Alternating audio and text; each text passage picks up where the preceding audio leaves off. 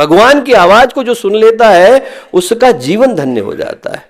उससे पहले जब भगवान राम ने पुकारा तब भी किसी को सुनाई नहीं पड़ा, एक नन्ही सी गिलहरी को सुनाई पड़ा, बूढ़े जटाइयों को सुनाई पड़ा, और जिसको सुनाई पड़ा उसका जीवन धन्य हो गया। आज भी गिलहरी अपनी पीठ के ऊपर भगवान के हस्ताक्षर को लेकर के घूमती है। आप जरा सोच करके देखिए कि कितना बड़ा सौभाग्य है।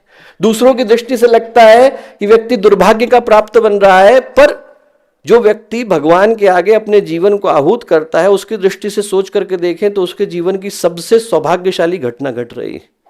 बाहर की दृष्टि से तो यही लगता है कि व्यक्ति ने नुकसान को प्राप्त किया। बलि ने पूरे के पूरे स्वर्ग के ऊपर और तीनों लोकों के ऊपर आधिपत्य कर लिया, और बलि पुण्यात्मा राजा थे। ऐसा नहीं है कि बलि के अंदर कहीं से भी असुरता थी, पुण्यात्मा राजा थे। उनने क्या किया, सारे के सारे देवता विलासी हो गए थे, उनने सारे देवताओं को काम पर लगा दिया। पवन का काम है बहना, आप भइये, धरती का काम है अन्न देना, आप दीजिए, हर एक को काम पर लगा दिया, और खुद भी काम पर जुट गए। निरंतर तपस्या करते थे, निरंतर यज्ञ करते थे, निरंतर दान देते थे, पुण्य बढ़ता ही चला जा रहा था।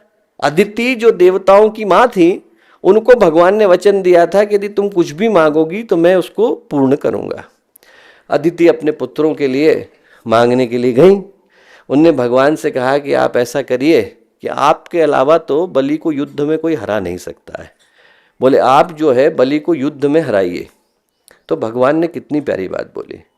भगवान बोले युद्ध में तो उसको मैं भी नहीं हरा सकता हूँ, मांग करके ही ला सकता हूँ। इतना पुण्य उसका है कि उसको हरा पाने की सामर्थ्य युद्ध में मेरे पास भी नहीं, मांग करके ला सकता हूँ। तो भगवान दान में मांग करके लाए। भगवान युद्ध करने के लिए नहीं गए, 52 अवतार बने तो भगवान दान में मांग करके लाए कि तू तीनों लोग मुझे दे दे। और तीसरा पग रखते समय में फिर से पुण्य ले लिया।